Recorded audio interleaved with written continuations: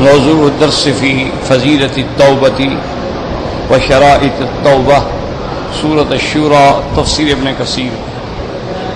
الحمد لله رب العالمين والصلاة والسلام على أشرف الأنبياء وسيد المرسلين سيدنا محمد وعلى آله وأصحابه أجمعين. اللهم صل على سيدنا محمد وعلى آل سيدنا محمد كما صليت على إبراهيم وعلى آل إبراهيم في العالمين إنك حميد مجيد. أعوذ بالله من الشيطان الرجيم. بسم الله الرحمن الرحيم. وهو الذي يقبل التوبة عن عباده ويعفو عن السيئات ويعلم ما تفعلون ويستجيب الذين آمنوا وعملوا الصالحات ويزيدهم من فضله والكافرون لهم عذاب شديد. ولو بسط الله الرزق لعباده لبغوا في الأرض ولكن ينزل بقدر ما يشاء إنه بعباده خبير بصير. وهو الذي ينزل الغيث من بعد ما قنطوا وينشر رحمته وهو الولي الحميد. سورۃ الشورى جیسی الحمدللہ آپ نے پڑھی ہے یا سنی ہے کہ اس کے ابتدا میں اللہ نے اس بات رسالت محمد مصطفیٰ صلی اللہ علیہ وسلم کا ذکر فرمایا تھا کہ ہم نے آپ کی طرف بھی اسی طرح وحی کی ہے جیسے پہلے آپ سے پہلے انبیاء پر ہم نے وحی کی.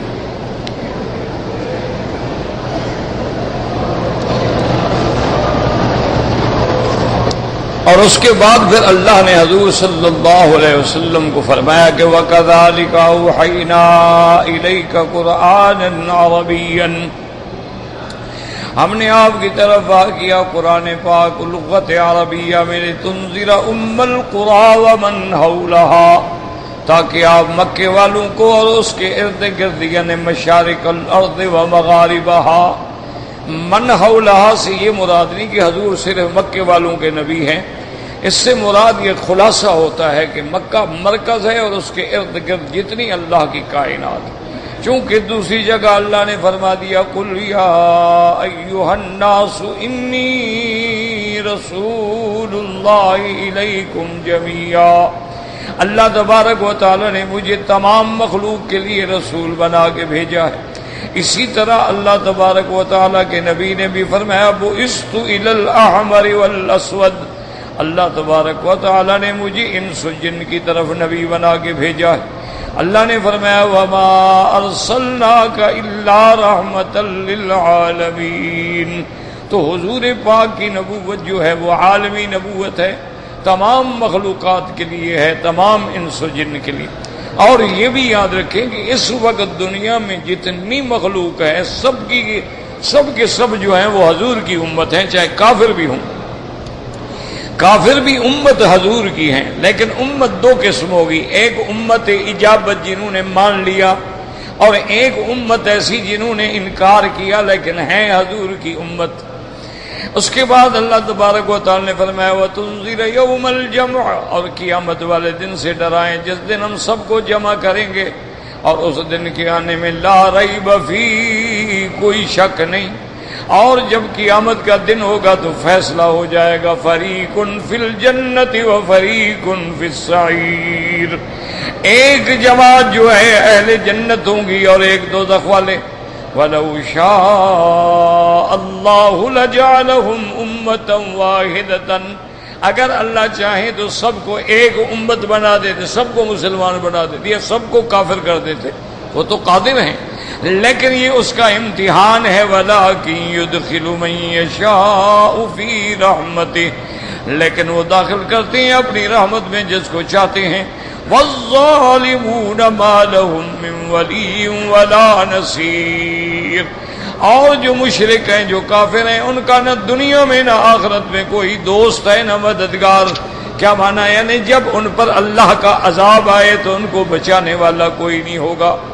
ام اتخذوا من دونہ اولیاء، اللہ نے فرمایا میرے محبوب یہ تیری امت، تیرے امت کے لوگوں نے اللہ کے سوا لوگوں کو حاجت روا بنا رکھا ہے۔ فاللہ والولی، اللہ تبارک و تعالی ہی کی ذات ہے جو زبردست ہے، جو حاکم ہے۔ وَهُوَ يُحْيِي الْمَوْتَى، اور وہی مردوں کو زندہ کرنے والے ہیں۔ وَهُوَ عَلَى كُلِّ شَيْءٍ قَدِيرٌ، اور وہ ہر چیز پہ قادر ہیں۔ وَمَا اخْتَلَفْتُمْ فِيهِ مِنْ شَيْءٍ فَحُكْمُهُ إِلَى اللَّهِ، یعنی اگر تم کسی چیز میں اختلاف کرو تو حکم صرف میرے اللہ کا ہوگا۔ الا لہ الخلق والامر فتبارک اللہ رب العالمین، یعنی قیامت والے دن بھی اللہ کا حکم ہوگا اور دنیا میں بھی اللہ کا حکم ہوگا۔ ایک حکم وہ ہوتا ہے جو تکوینی ہے، یعنی جس کو کوئی ٹال نہیں سکتا ہے۔ اللہ نے حکم دیا کہ رات آ جائے، آ گئی، دن آ جائے، آ گیا، یہ نہیں کہ وہ غلطی کر سکے۔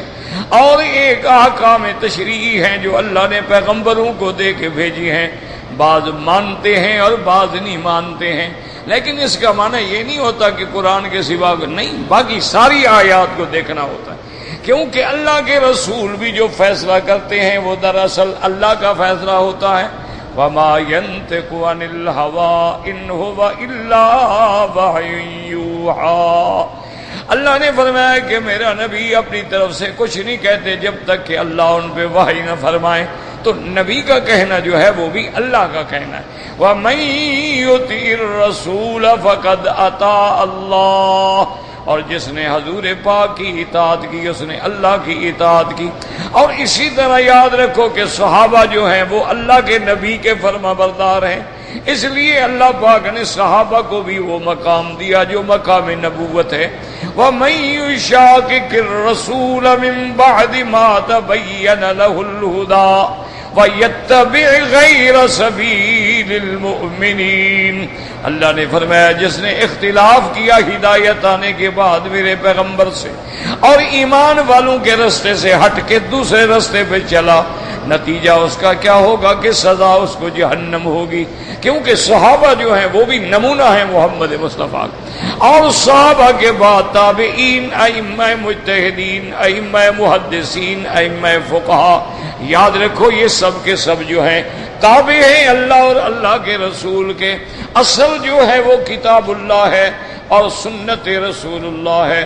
اب کام تقسیم ہو گئے، جو قراء تھے انہوں نے قراءت پہ زور دیا، قرآن کے حفظ پہ زور دیا، محدثین نے حدیثوں کو جمع کرنے پہ محنت کی، اور فقہا نے ان حدیثوں سے جو مسائل نکلے وہ گلدستہ بنا کے امت کو پیش کر دیا۔ یہ سب جو ہے اللہ کے تابع۔ ذالکم اللہ ربی علیہ توکلت، وہی میرا رب ہے جو ہر چیز پہ حاکم ہے، اسی پہ میرا آسرا ہے، اسی کی طرف میں رجوع کرتا ہوں۔ اور میرے رب کی شان یہ ہے فاطر السماوات والارض، آسمانوں اور زمینوں کے پیدا کرنے والے، جعل لکم من انفسکم ازواجا ومن الانعام ازواجا، یہ اسی کا کمال قدرت ہے کہ اللہ نے تمہاری جنس سے، تمہاری مثل سے، تمہاری مناسبت سے تمہارے لیے جوڑے بنا دیے ہیں تاکہ معانست بھی ہو، انس بھی ہو، اور آئندہ تناسل توالد بھی وَمِنَ الْأَنْعَامِ أَزْوَاجًا، اور اللہ نے تمہارے لیے انعام یعنی جانوروں میں سے بھی جوڑے بنا دیے ہیں۔ اب دیکھو گائے ہے، بھیل ہے، اسی طرح اونٹ ہے، اونٹنی ہے، گھوڑا ہے، گھوڑی ہے، گدھا ہے، گدھی ہے، ہر چیز میں اللہ نے جوڑے بنا دیے۔ یذرؤکم فی، اسی حال میں اللہ نے تم کو پیدا کیا ہے۔ لیس کمثلہ شیء، اس کی کوئی مثل نہیں، وہ بے مثل ہے، بے مثال ہے۔ لا مثل لہ ولا مثال لہ ولا نظیر لہ ولا شبیہ لہ ولا مماثل له ولا ضد له ولا ند له وهو السمیع البصیر. اسی کی ذات ہے جو ساری مخلوق کی فریاد سننے والا اور ساری مخلوق کو دیکھنے والا ہے. لہو مقالید السماوات والارض، اسی کے ہاتھ میں آسمانوں اور زمینوں کی چابیاں ہیں. یعنی کیا مانا؟ وہ جو چاہے اس میں تصرف فرماتے ہیں. یبسط الرزق لمن یشاء ویقدر، وہ بڑھا دیتے ہیں، کھول دیتے ہیں رزق جس کو چاہیں، اور چاہے تو تنگ کر دیتے ہیں. انہ بکل شیء علیم، اسی کی ذات جو ہے وہ ہر چیز کا علم رکھنے والی ہے. یعنی رزق بڑھایا ہے تو وہ جانتے ہیں، گھٹایا ہے تو وہ جانتے ہیں.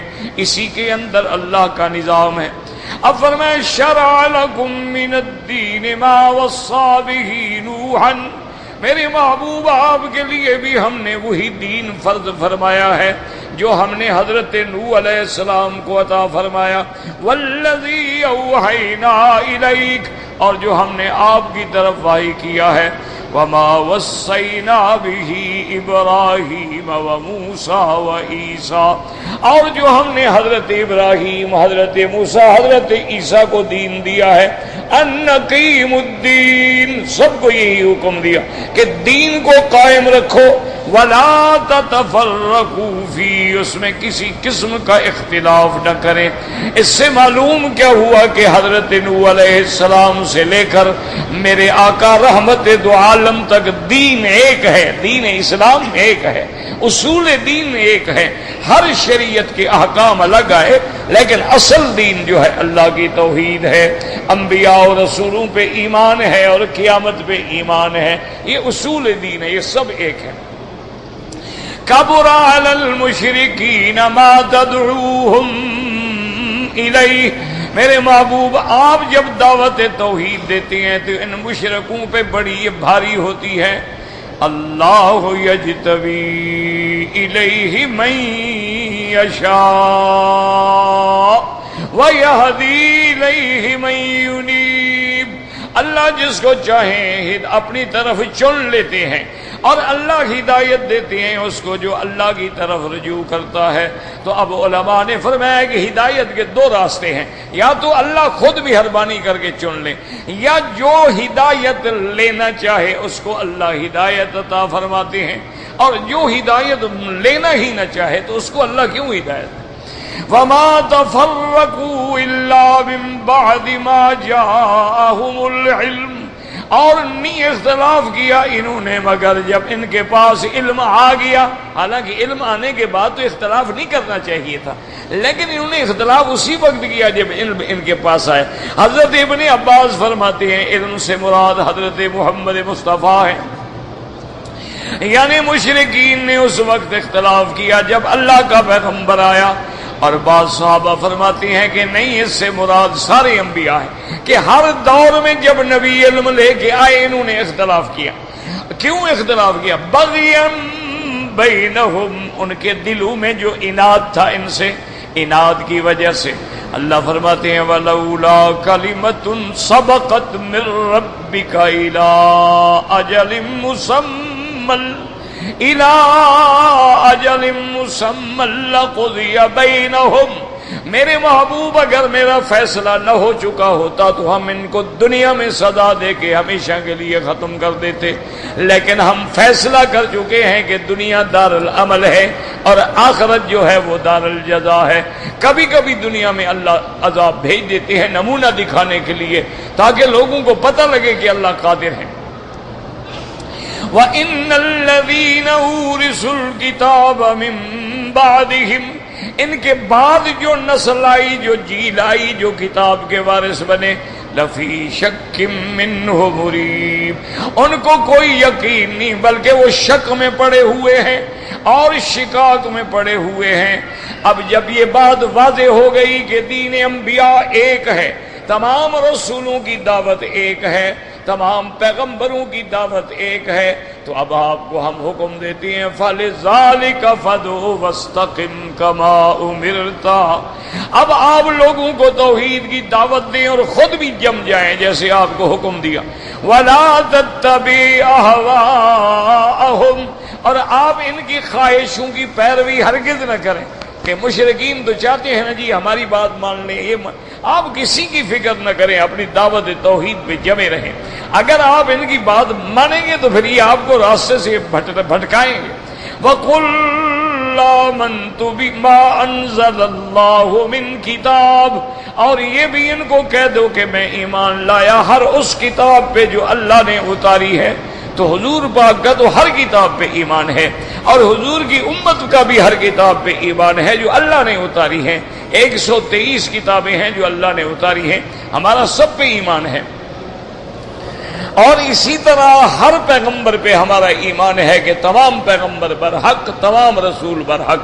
اب جھگڑا تو وہ کرتے ہیں نا جو نہیں مانتے، ہم تو عیسیٰ علیہ السلام کو مانتے ہیں، نصارہ نہیں مانتے، ہم تو موسیٰ علیہ السلام کو مانتے ہیں، یہود نہیں مانتے۔ آج اگر یہود و نصارہ حضور کو مان لیں تو پھر جھگڑا ختم ہو سکتا ہے۔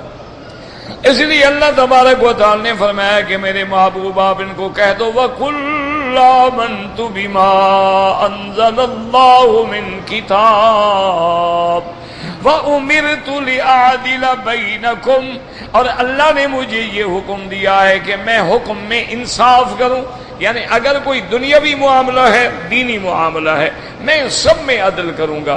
یہ نہیں کہ موسیٰ علیہ السلام کو مانوں اور عیسیٰ کا انکار کر دوں، تورات کو مانوں اور نہیں، ہم عدل کریں گے۔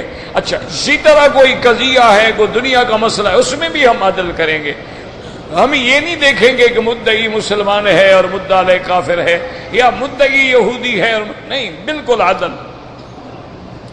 اللہ ربنا وربکم، وہی معبود برحق ہے، تمہارا بھی رب ہمارا بھی رب۔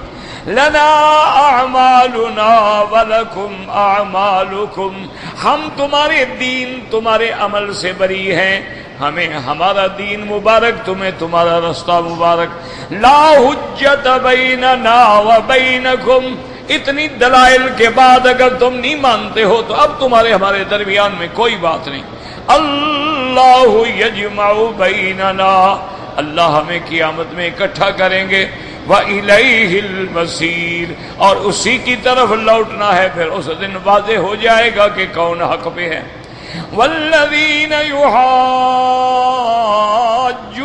فِي اللَّهِ مِن بَعْدِ مَا اسْتُجِيبَ لَهُ حُجَّتُهُمْ دَاحِضَةٌ عِندَ رَبِّهِمْ وَعَلَيْهِمْ غَضَبٌ وَلَهُمْ عَذَابٌ شَدِيدٌ۔ اللہ نے فرمایا میرا مدنی، جو اللہ کی ذات میں جھگڑتے ہیں، اللہ کے صفات میں جھگڑتے ہیں، اللہ کے دین میں جھگڑتے ہیں، حالانکہ بہت سارے لوگ ایمان لا چکے ہیں، ان کا جھگڑنا، ان کی دلیلیں بالکل باطل ہیں، ان میں کوئی طاقت نہیں ہے۔ وَعَلَيْهِمْ غَضَبٌ، ان پہ اللہ کی ناراضگی ہے۔ وَلَهُمْ عَذَابٌ شَدِيدٌ، اور ان کے لیے قیامت میں بڑا سخت عذاب ہے۔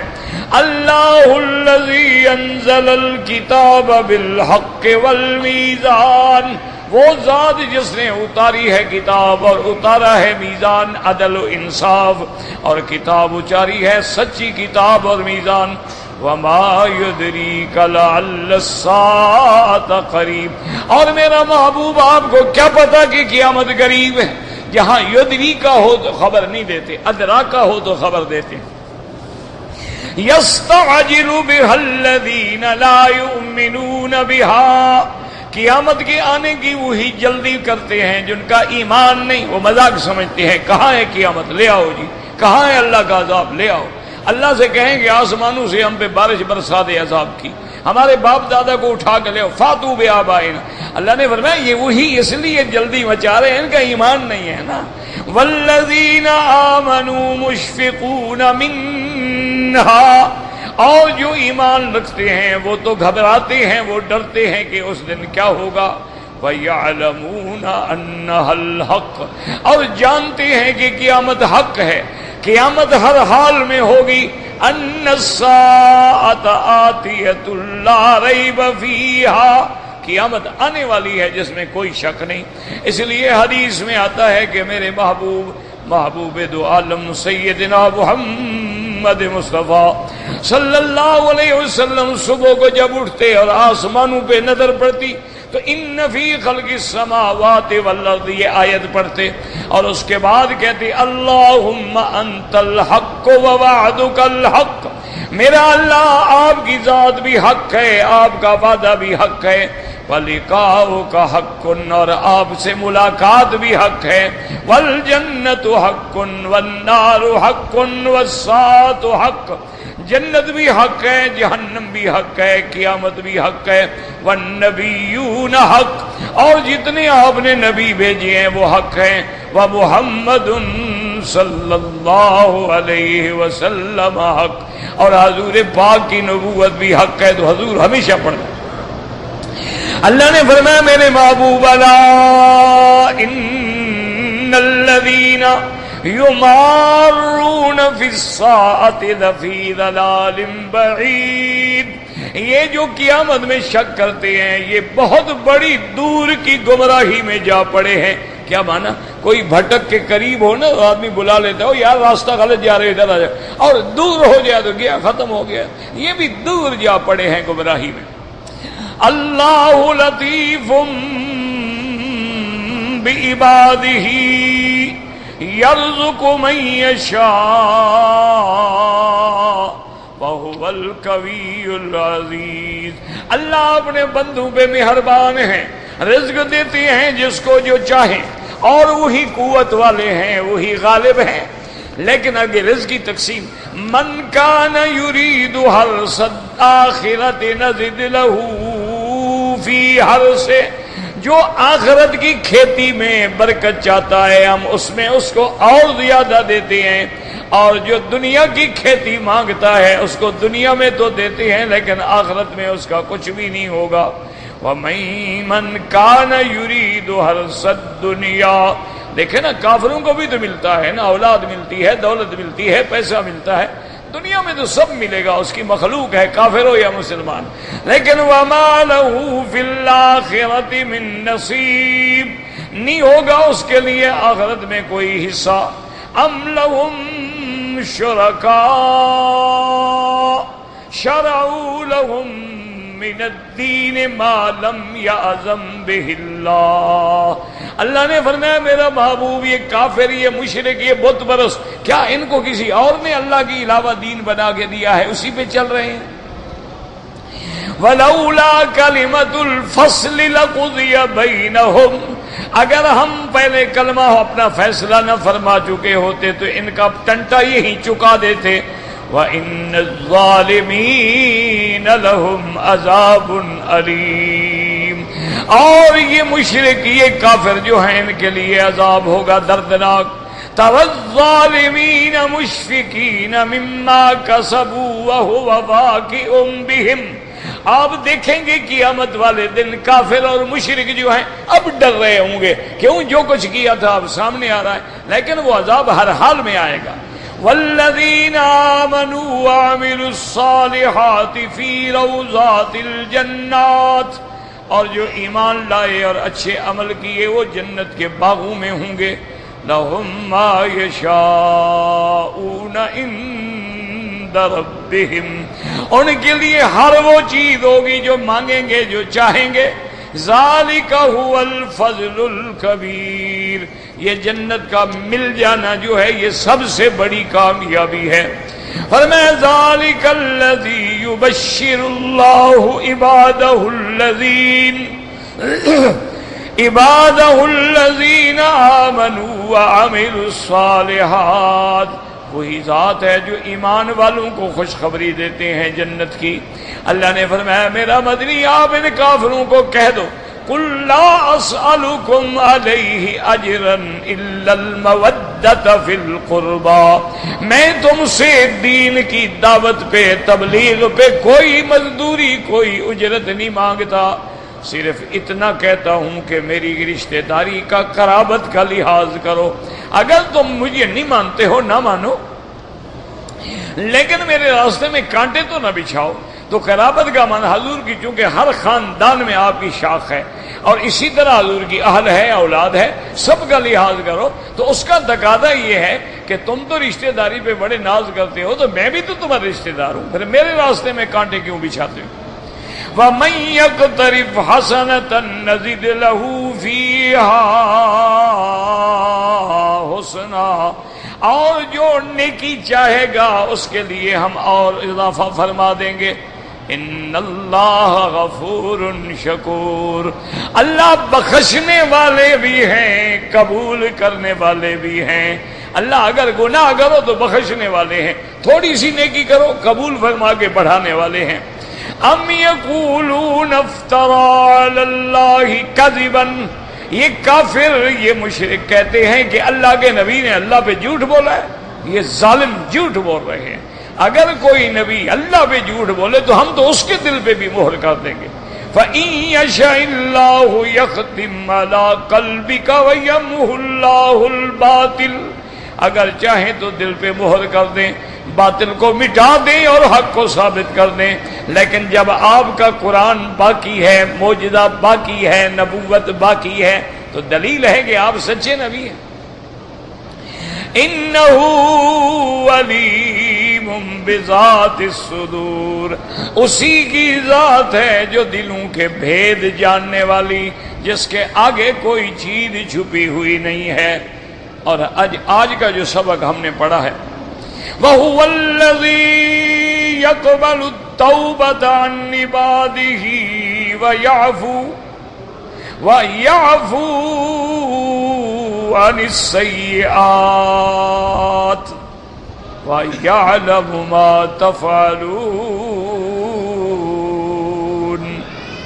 اس آیت میں اللہ فرماتی ہیں کہ وہی ذات ہے یقبل التوبہ، جو قبول کرتی ہے توبہ اپنے بندوں سے، وَيَعْفُو عَنِ السَّيِّئَاتِ، اور ان کے گناہوں کو مٹا دیتی ہے، معاف کر دیتی ہے، وَيَعْلَمُ مَا تَفْعَلُونَ، اور وہ جانتے ہیں جو کچھ تم کر رہے ہو۔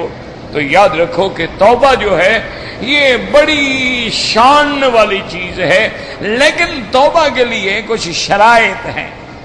ایک بات اچھی طرح سمجھ لیں، یہ نہیں ہوتا جیسے ہمارے یہاں رواج ہے کہ میری توبہ اور لاکھ توبہ اور 2 لاکھ اور 10 لاکھ توبہ، یہ کوئی توبہ شوبہ نہیں ہوتا۔ توبہ کے لیے یاد رکھو 3 شرطیں ہیں۔ یہ 3 شرطیں ہوں گی تو توبہ ہوگی، اگر یہ 3 شرطوں میں ایک شرط بھی نہ ہو تو توبہ نہیں ہوگی۔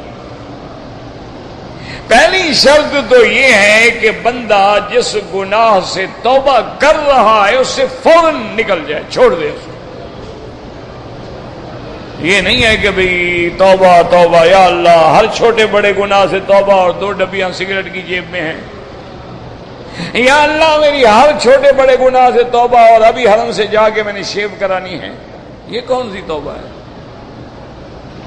یہ توبہ نہیں، بلکہ علماء کہتے ہیں یہ توبہ تو یہ چاہتی ہے کہ ہم اس سے توبہ کریں کہ کہیں اللہ ناراض نہ ہو جائے، ہم اللہ سے استہزاء کریں کہ ہم توبہ بھی کر رہے ہیں اور نافرمانی بھی کر رہے ہیں۔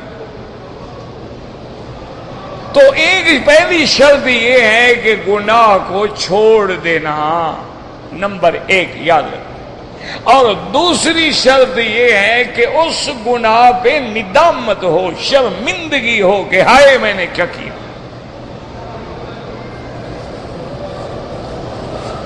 اور تیسری شرط یہ ہے کہ دل میں فیصلہ کر لے کہ آئندہ میں کبھی یہ گناہ نہیں کروں، تو پھر توبہ ہوتی ہے۔ یاد رکھو، ایک گناہ کو چھوڑ دے اور جو ہوا ہے اس پہ شرمندگی ہو، ندامت ہو، افسوس ہو کہ یار میں نے کیا کیا، اور آئندہ دل میں فیصلہ ہو کہ یا اللہ میرا پکا وعدہ ہے کہ پھر میں نہیں کروں۔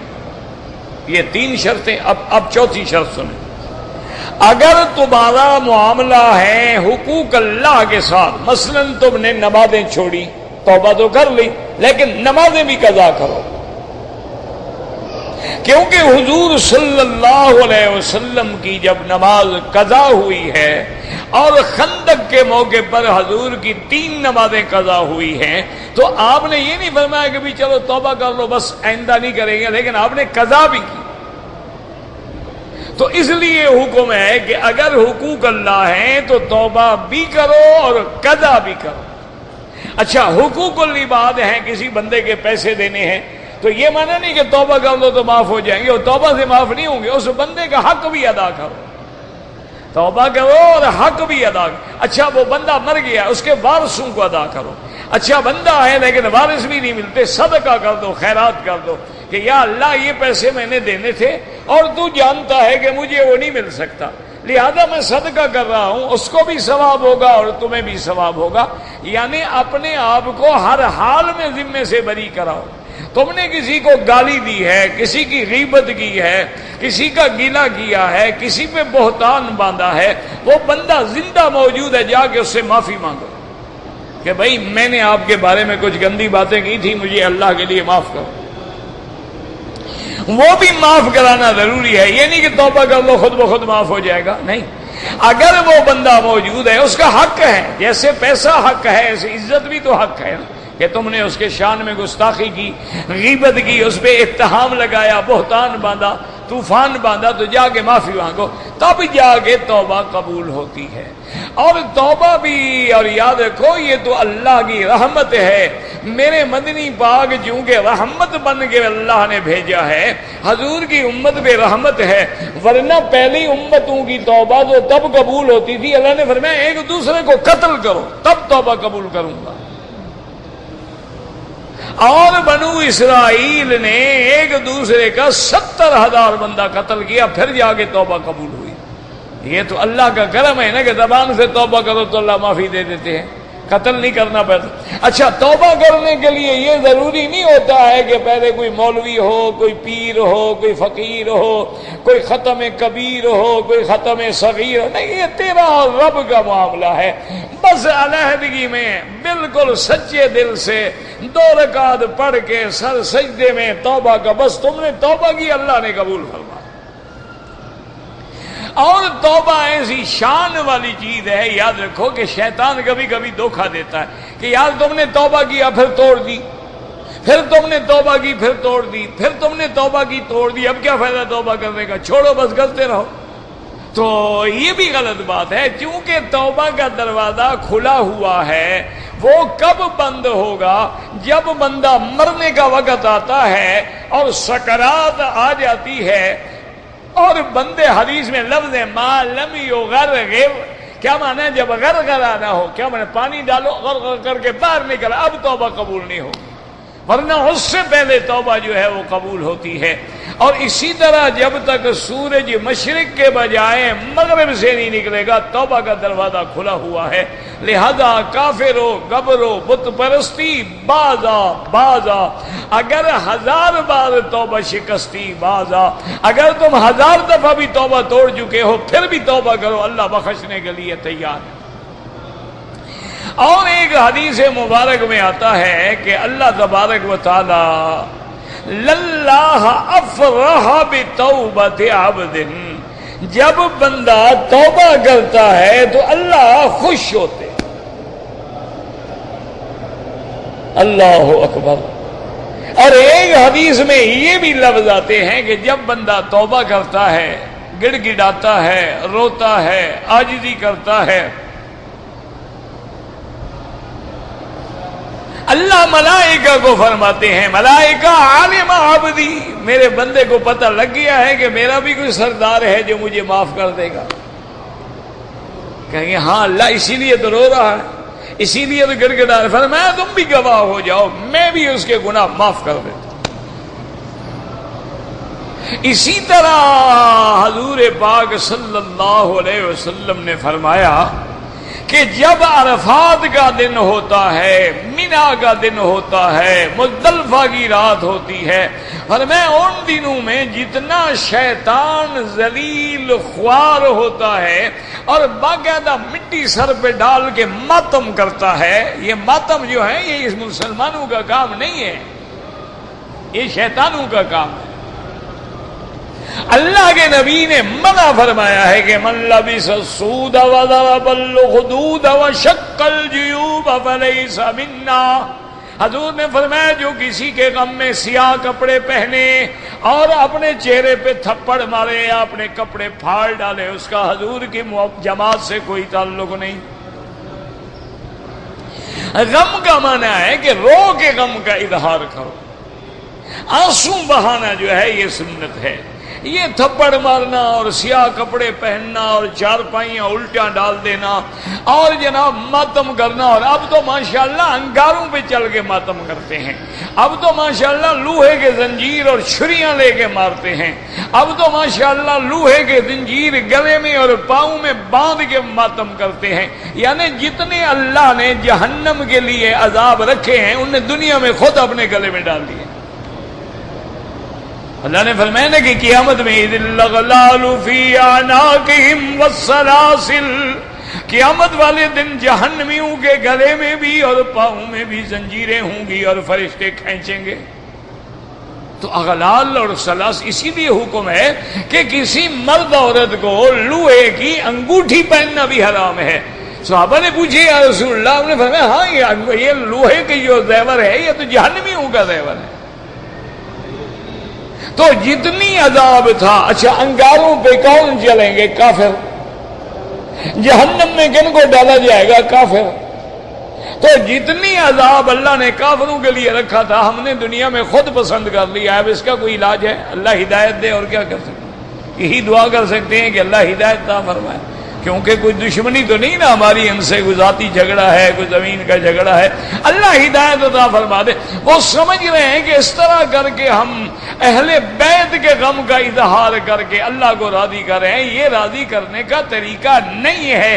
اگر یہ بات ہوتی تو یاد رکھو اہل بیت کے بعد تابعین ہیں، تبع تابعین ہیں، ائمہ مجتہدین ہیں، ائمہ محدثین ہیں، علماء ہیں، اولیاء ہیں. کوئی تو پھر ماتم کرتا نا.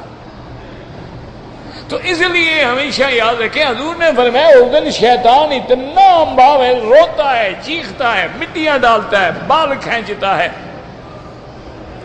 اور کہتا ہے یا اللہ میں نے سارا سال تیرے بندوں کو گمراہ کیا ہے اور آج آپ نے ایک منٹ میں سب کو معاف کر دیا. میری تو سال کی محنت برباد، فصل اجڑ گیا نا جی. اور اسی طرح قرآن پاک میں بھی ہے کہ ابلیس کو جب اللہ نے مہلت دے دی تو اس نے قسم کھائی تھی فَبِعِزَّتِكَ لَأُغْوِيَنَّهُمْ أَجْمَعِينَ إِلَّا عِبَادَكَ مِنْهُمُ الْمُخْلَصِينَ. یا اللہ مجھے تیرے عزت و جلال کی قسم ہے میں تیرے بندوں کو گمراہ کر دوں گا سب کو، صرف وہ بچیں گے جن کو تو نے چن لیا ہے، ورنہ میں تیرے سارے بندوں کو گمراہی میں ڈال دوں گا. ان کو آگے سے بھی گمراہ کروں گا، پیچھے سے بھی گمراہ کروں گا، دائیں سے بھی گمراہ کروں گا، بائیں سے بھی گمراہ کروں گا، ہر طرف سے حملہ کر کے ان کو گمراہ کر دوں گا. اللہ نے فرمایا ابلیس لعین فبعزتی وجلالی، مجھے بھی اپنی عزت و جلال کی قسم ہے جب تک میرے بندے توبہ کرتے رہیں گے میں بھی معاف کرتا رہوں گا. تو جتنا تو گمراہ کر سکتا ہے کر، جب وہ توبہ کریں گے میں بھی معاف کروں. اس لیے یاد رکھیں کہ اگر 70 سال تمہارا شرک میں گزر گیا ہے، قبروں پہ سجدہ کرتے گزر گیا ہے، قبروں کی نظر نیاز چڑھاتے گزر گیا ہے، قبروں کے طواف کرتے گزر گیا ہے، قبروں کے تعویذ چومتے گزر گیا ہے، قبروں کے آگے جھکنے میں گزر گیا ہے، غیر اللہ کے نام پہ ذبیحے اور چڑھاوے چڑھانے میں گزر گیا ہے، بدعات میں گزر گیا ہے، گیارہویں میں گزر گیا ہے، آج ایک دفعہ توبہ کر لو، اللہ 70 سال کے گناہ معاف کرنے کے لیے تیار. اللہ تبارک و تعالیٰ کی رحمت کا دروازہ کھلا ہوا.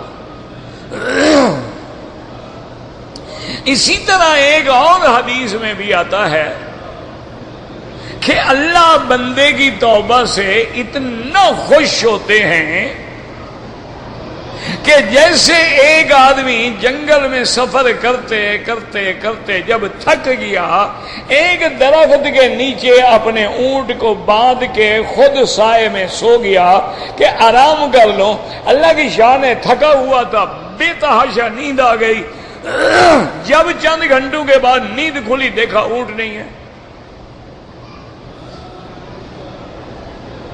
اب صحرا میں کھانا سامان اونٹ پہ ہے، پانی اونٹ پہ، ہر چیز اونٹ پہ ہے، اونٹ نہ ملے تو مانا ہے کہ مرنا ہے۔ اس نے ادھر ادھر جا کے تھوڑا سا چل کے دیکھا، نظر نہ آیا، واپس آ گیا، کہنے کا مرنا ہے تو خام خواہ بھاگ بھاگ کے کیا مروں، اسی درخت کے نیچے سو جاتا ہوں۔ اب سو گیا تو نیند ہے نا جی، وہ تو کہتے ہیں نا کہ پھانسی پہ بھی آ جاتی ہے۔ جب پھر نیند کا غلبہ ہوا، پھر آنکھ کھلی دیکھا تو جناب اونٹ کھڑا ہوا ہے۔ وہ ادھر ادھر گیا نا، پھر آ کے واپس آ گیا تو خوش ہو کے کہتا ہے انت عبدی وانا ربک، مولا تو میرا غلام ہے، میں تیرا رب ہوں۔ کہنا تو یہ تھا نا کہ انت ربی وانا عبدک، کہ تو میرا رب ہے میں تیرا غلام ہوں، تو وہ خوشی سے نکل گیا نعوذ باللہ کہ تو میرا بندہ ہے میں تیرا خدا ہوں۔ تو حدیث میں آتا ہے جتنا اس کو خوشی اللہ اس سے بھی زیادہ خوش ہے کہ بندے نے گناہوں سے معافی مانگ لی ہے، اپنے مالک کو پہچان لیا ہے اور دروازے پہ آ گیا ہے اور بھٹک کے آ گیا ہے۔ اور یاد رکھو اگر سچی توبہ ہو نا جی تو پھر اللہ تبارک و تعالی، اب بڑے بڑے لوگ ہیں، ڈاکو تھے، قاتل تھے، چور تھے، زانی تھے، شرابی تھے، توبہ کی اللہ نے قبول فرما لی۔ فرماتی ہیں صرف توبہ قبول نہیں کرتے، وَيَعْفُو عَنِ السَّيِّئَاتِ، اور جو گناہ ماضی میں کر چکا ہے اس کو بھی معاف کر دیتے ہیں۔ وَيَعْلَمُ مَا تَفْعَلُونَ، اور وہ جانتے ہیں جو کچھ تم کر رہے ہو۔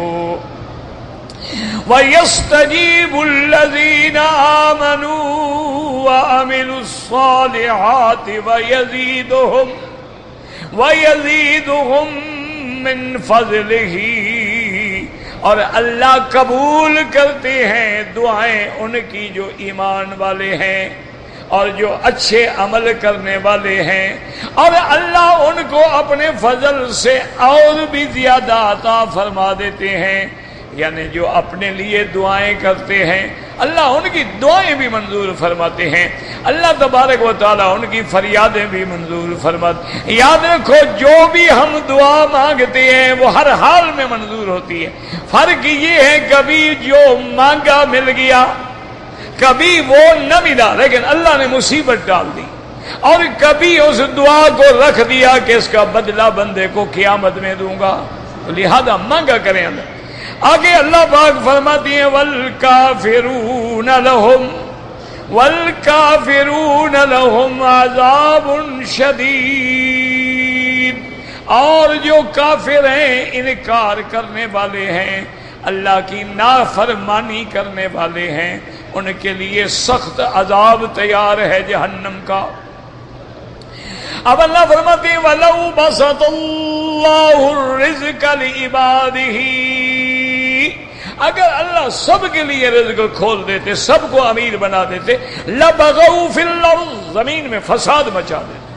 اب دیکھیں نا کہ بڑا آدمی ہے وہ غریب کا محتاج ہے، غریب اس کا محتاج ہے، تو ایک نظام چل رہا ہے، اب سارے ہی بڑے آدمی ہو جائیں تو پھر تو فساد ہوگا اور کیا ہوگا۔ وَلَٰكِن يُنَزِّلُ بِقَدَرٍ مَا يَشَاءُ، لیکن اللہ اپنے اندازے سے اتارتے ہیں جتنا چاہتے ہیں، جس کو چاہتے ہیں۔ انہو بعبادہ خبیر بصیر، اللہ اپنے بندوں کی حالت جاننے والے بھی ہیں، دیکھنے والے بھی ہیں۔ وَهُوَ الَّذِي يُنَزِّلُ الْغَيْثَ مِن بَعْدِ مَا قَنَطُوا وَيَنشُرُ رَحْمَتَهُ، اور وہی ذات ہے جو اتارتی ہے بارش جب لوگ مایوس ہو جاتے ہیں، پھر اپنی رحمت کو پھیلا دیتے ہیں۔ وَهُوَ الْوَلِيُّ الْحَمِيدُ، اور اسی کی ذات ہے، متصرف ہے اپنی مخلوق میں جو چاہے، وہی ان کا مالک ہے۔ اور وہی قابل حمد و ثنا ہے۔ تو اللہ تبارک و تعالیٰ فرماتے ہیں کہ جب بندے مایوس ہو جاتے ہیں پھر میری رحمت آ جاتی ہے۔ تو آپ بھی دعا کریں کہ اللہ حضور کی امت پہ رحمت کا فیصلہ فرما دے۔ اللہم ارحم امت محمد، اللہم اغفر امت محمد، اللہم اجبر امت محمد صلی اللہ علیہ وسلم۔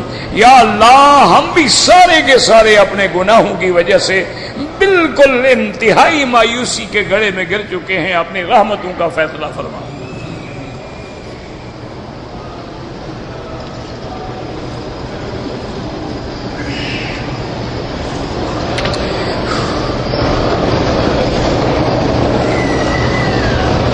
کہتے ہیں جی کہ میاں بیوی اگر دونوں جنت میں ہوں گے تو مرد کو تو اللہ تبارک و تعالی یہ بیوی بھی دیں گے اور حوریں بھی دیں گے، لیکن عورت کو کیا ملے گا؟ جب تم مل گئے پھر کیا ملتا؟ نا دنیا میں مرد تو 4 عورتیں رکھ سکتا ہے، عورت رکھ سکتی ہے 4 خاوند؟ نہیں، کیا خیال ہے آپ؟ یعنی دنیا میں اگر ایک عورت ایک ہو اور خاوند 4 ہوں تو پھر نتیجہ کیا ہوگا؟ کس کا بیٹا ہوگا، کس کا نطفہ ہوگا، کس کا نسب ہوگا؟ تو اللہ تبارک و تعالی نے اور اس عورت کو اتنا دیں گے کہ وہ حوروں سے بھی زیادہ جمال و کمال والی ہوگی اور ان کی بھی وہ سردار ہوگی۔ یہ کیا مطلب ہے کہ اس کو بھی مرد اور زیادہ عطا فرمائے؟ جب دنیا میں یہ فیصلہ نہیں تو آخرت میں کیسے ہوگا؟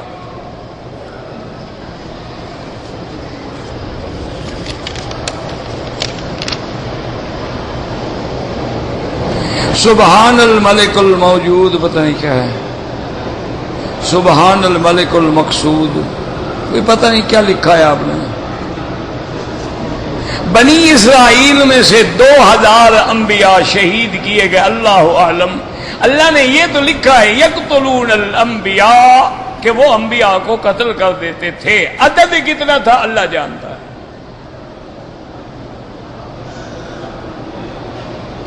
کہتے جی کہ انڈو پاک میں تراویح کے دوران سبحان الملک القدوس کی جو تسبیح پڑھتے ہیں کوئی حرج نہیں۔ تراویح کا معنی یہی ہوتا ہے کہ 4 رکعت کے بعد آرام ہو، اس میں اگر تسبیح کہے اچھی بات ہے۔ سبحان الملک والملکوت والقدرت والجبروت الحی الذی لا یموت، کوئی حرج، پڑھ سکتے ہیں آپ۔ کہتے جی کہ میں نے سنا ہے کہ حضور پر 24,000 مرتبہ وحی نازل ہوئی ہے۔ میرا بھائی نہ یہ قرآن میں ہے نہ حدیث میں ہے۔ یہ لازم ہے کہ حضور پاک پہ تقریباً 23 سال متواتر وحی اترتی رہی، کبھی 5 آیتیں، کبھی 10 آیتیں، کبھی 4 آیتیں، لیکن جبریل کتنے بار آئے نہ حضور نے تو شمار فرمایا ہے، نہ کسی حدیث میں ہے، نہ قرآن میں۔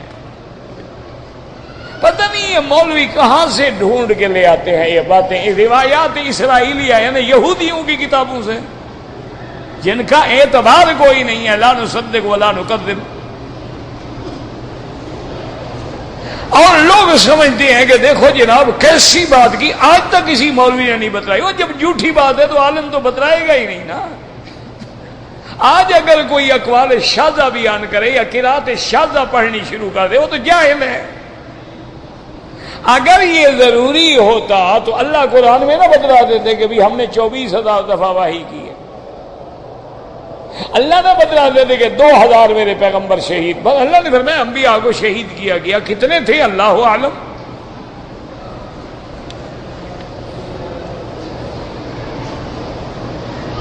پورے قرآن میں آیتیں ہیں 550 ہیں، آپ گن لیں۔ قرآن نے کسی جگہ نہیں کہا کہ 550 آیتیں مسائل کی ہیں، نہ حدیث میں حضور نے فرمایا ہے۔ یہ تم لوگوں کا مسئلہ ہے کہ آیتیں گنتے رہو گے، عمل نہیں کرو گے انشاءاللہ۔ وہ عمل کرتے تھے، آیتیں نہیں گنتے تھے۔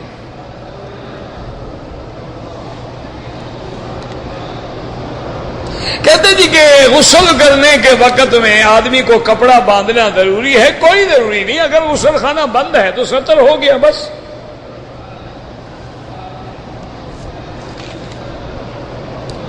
قرآن پاک کو زمین پہ رکھ سکتے ہیں، اگر نیت بے ادبی کی نہ ہو تو کوئی بات نہیں۔ اصل تو معاملہ نیت کا ہے نا، انما الاعمال بالنیات۔ تم سر پہ قرآن رکھ کے جھوٹی قسم کھا رہے ہو تو زیادہ گناہ ہے، زمین پر تو نہیں رکھا تم نے، تو سر پہ رکھا ہوا ہے۔ اصل رکھنے والے کی نیت کیا ہے؟ اس کی نیت ہے کہ بھی زمین پاک ہے، جگہ پاک ہے، قرآن کی جلد بھی موجود ہے، اگر رکھ دیا کوئی حرج نہیں۔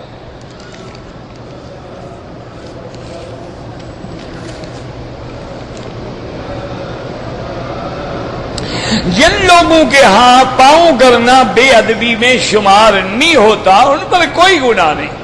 جن ملکوں میں پاؤں کرنا بے ادبی میں شمار ہوتا ہے وہ نہ کریں۔ مقصد ہے کعبے کی بے ادبی نہ کرو۔ ہمارے ہاں ادب پہ بڑا زور ہے۔ اذان ہو رہی ہو نا جی، 2 من کا بوجھ سر پہ ہو کھڑے ہو جائیں گے، چپ، اذان ہو رہی ہے، جب اذان ہو جائے گی بدبخت گھر چلا جائے گا، نماز نہیں پڑھے گا۔ ہمارے ہاں ادب پہ بڑا زور ہے لیکن دین پہ کوئی زور نہیں۔ ان کے ہاں دین ہے، یہ آداب کے پیچھے نہیں بھاگتے بھی آداب۔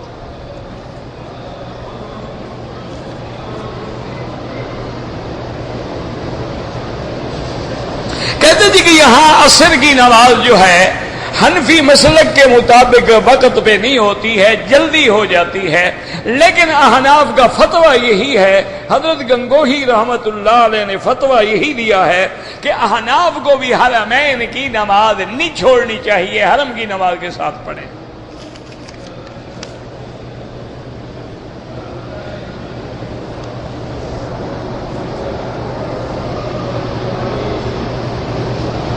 بہرحال میرا بیٹا 9 سال کا ہے، نہیں احرام باندھا، کوئی حرج نہیں، باندھ لے تو ثواب ہے، نہیں باندھا تو کوئی جرمانہ نہیں۔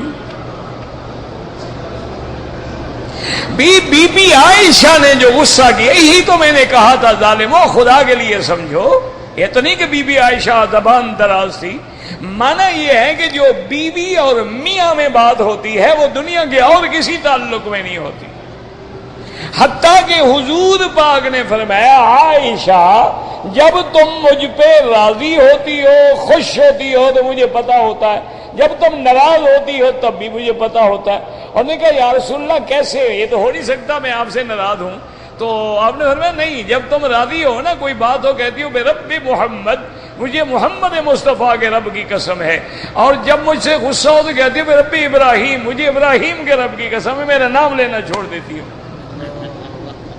تو یہ باتیں میرا بھائی بیوی اور خامد کی ہیں، ان کے درمیان کون آ سکتا ہے؟ اسی لیے میں نے کہا تھا کہ اگر یہ لفظ کوئی اور کہتا، اگر یہ لفظ کوئی اور کہتا جی میں نہیں شکریہ ادا کرتی نبی کا، اللہ معاف کرے، وہ تو ایمان سے نکل جاتا، لیکن چونکہ بیوی ہے، حجت ہے، ناز ہے، پیار ہے حضور صلی اللہ علیہ وسلم کے۔ ایک دفعہ حضور کے گھر میں ایک بی بی نے کوئی حلوہ آ گیا تو پیالے میں بھیج دیا، بی بی نے غصے سے ہاتھ مارا تو پیالہ توڑ دیا۔ یہ بیویوں کے معاملے ہیں، گھر کے معاملے ہیں، پیار کے معاملے ہیں، اور کسی کی کیا طاقت ہے؟ اسی لیے جو لا حول ولا قوت، سفید داڑھی ہے، 200 آدمی کے گردن سے گزر کے آگے آ گئے، لا حول ولا قوت الا باللہ۔ اب جناب یاد رکھو کہ جو محقق علماء ہیں وہ کہتے ہیں عقیدہ ہمارا یہی ہے کہ حضور کے بعد ابو بکر افضل ہے، لیکن جو مقام عائشہ کو ملا ہے وہ ابو بکر نہیں مل سکتا ہے۔ ابو بکر حضور کے سینے پہ لیٹ سکتا ہے؟ ابو بکر کو حضور بوسے دیں گے؟ تو بیوی کا تو مقام ہی نرالا ہے، نہ سمجھو تو پھر اللہ ہدایت دے۔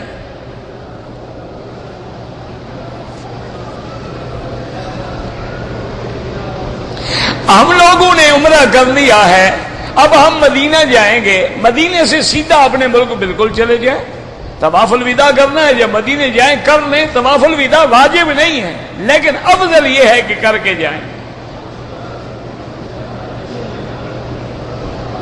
میری بیوی کو خواب میں آئے، اچھا خواب ہے، ٹھیک ہے، مجھے خوابوں کا ویسے پتہ شتہ نہیں لگتا،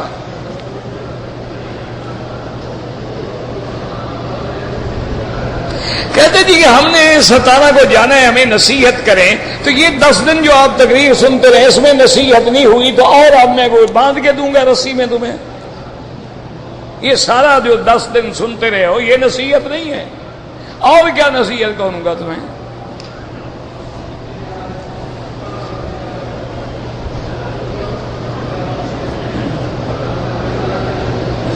یہ تو دیکھیں جی باطل تو ہوتا ہے نا، سگریٹ پینا حق ہے کہ باطل ہے، لوگ مکے میں نہیں پیتے، داڑھی مڈانا حق ہے کہ باطل ہے، لوگ داڑھی نہیں مڈاتے مکے میں، جھوٹ بولنا حق ہے کہ باطل ہے، لوگ مکے میں جھوٹ نہیں بولتے، تو ہر کوئی آتا ہے جاتا ہے، اور جو آتا ہے وہ مسلمان لکھوا کے آتا ہے، اسی لیے تو قادیانی بھی آ جاتے ہیں، کس کس کی تحقیق کریں؟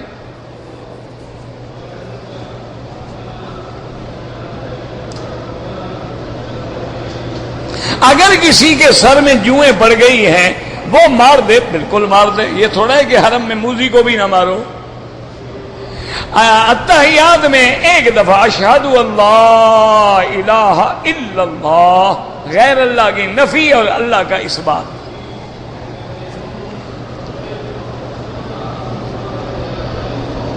ہمارے ایک بھائی ہیں، ان کو جب ہم دین کی بات بتلاتے ہیں وہ کہتے ہیں کہ ہمیں سب معلوم ہے، تو اس سے پہلے تم خود دین کی بات پوچھو نا، معلوم ہے تو بتائیں، تم ان کو نہ بتائے گا، ان کو کوئی تو آپ ہمیں بتائیں دین کی بات، پتہ لگ جائے گا کتنا معلوم ہے۔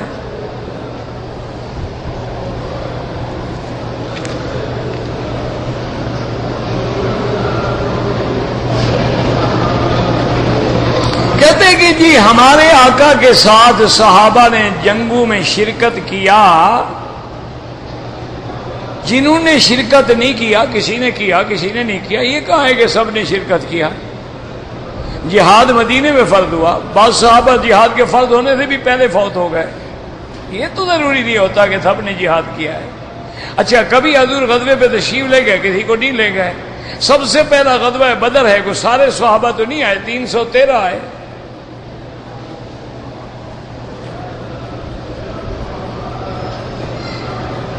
غربائے مکہ ہے، مکے میں رہنے والے جو فقیر ہیں غریب ہیں، اور کیا مراد ہے؟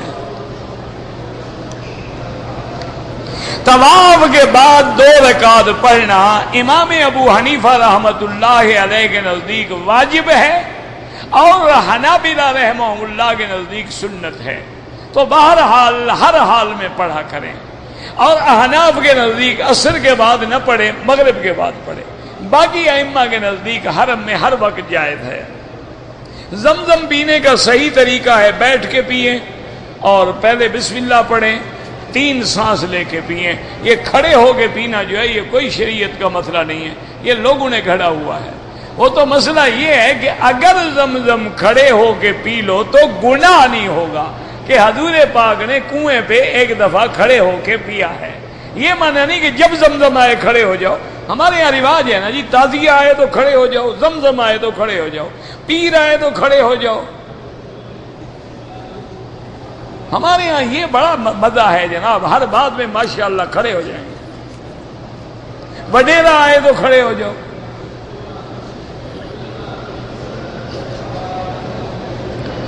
اگر والدین نے 2 سال کی بچی کا نکاح کر دیا لیکن لڑکی نے بالغ ہونے کے بعد انکار کر دیا، اس کو حق ہے انکار کرنے کا۔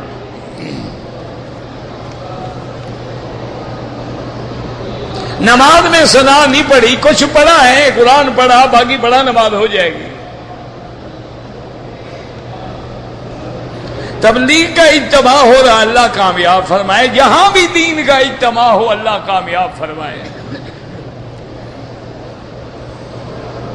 اگر کسی نے ہوٹل سے احرام باندھ کے عمرہ کیا تو یہ ہوٹل والا عمرہ ہوگا، شریعت والا عمرہ نہیں ہوگا۔ شریعت کے عمرے کے لیے لازم ہے کہ حد حرم کے باہر جائے، مسجد عائشہ سے باندھے یا جیرانہ سے باندھے۔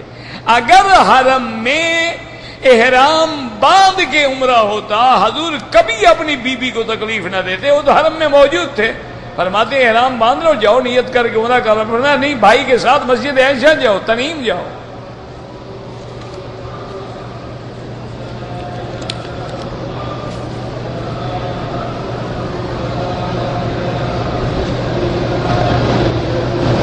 اگر ایک آدمی نے عمرہ کیا ہے، عمرہ کرنے کے بعد فجر کی نماز کے بعد تھک کے سو گیا، پھر دوپہر میں اٹھ کے سر مڑایا، کوئی حرج نہیں، کوئی جرمانہ نہیں۔ موبائل فون کا کاروبار کرنا کوئی حرج نہیں، دیکھو بھائی کاروبار تو موبائل کا اچھا استعمال کرو تو جائز ہے، غلط استعمال کرو تو حرام ہے۔ اب دیکھو نا، آپ ماچس ہے جیب میں رکھتے ہیں، کھانا پکانے کے لیے آگ جلاتے ہیں، جائز ہے، لوگوں کے گھروں کو آگ لگا دو تو حرام ہے۔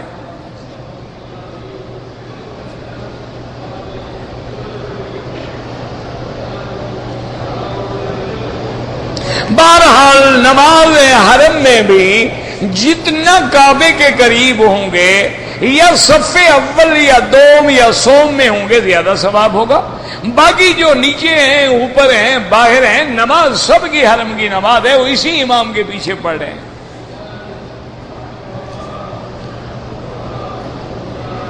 ٹائی پہن کے نماز ہو جاتی ہے، نماز تو ہو جاتی ہے، لیکن یہ تشبہ جو ہے کافروں کے ساتھ ہے، کیونکہ ٹائی کی ابتدا جو ہے صلیب کی علامات میں سے ہے۔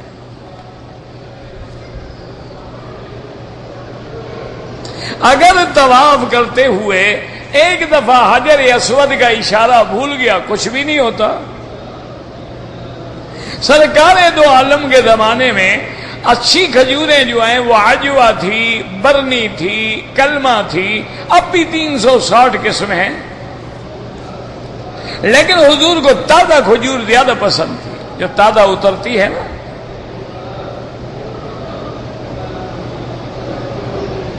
اگر ایک آدمی نے سجدے میں پچھلے دونوں پاؤں اٹھا لیے تو امام ابو حنیفہ فرماتے ہیں نماز فاسد ہو جائے گی، کیونکہ انسان یسجد علی 7 اعضاء، 7 اعضاء پہ سجدہ کرتا ہے، 2 ہاتھ ہیں، 2 گھٹنے ہیں، 2 پاؤں ہیں، 6 اور 1 چہرہ ہے۔ اگر ایک عضو بھی اٹھا لے گا تو سجدہ نہیں ہوگا۔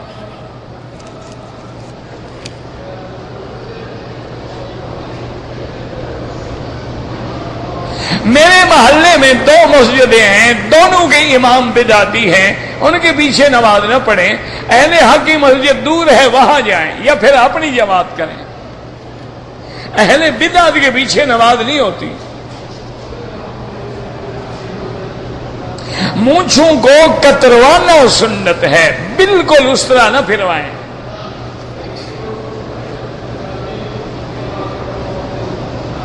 اگر بچوں میں، اولاد میں وقفہ کرنے کے لیے عورت دوائی استعمال کرے، جائز ہے، مستقل بند نہ کرائیں۔ وقفہ ہو سکتا ہے 1 سال 2 سال، عورت بیمار ہے، کمزور ہے، اولاد زیادہ ہے،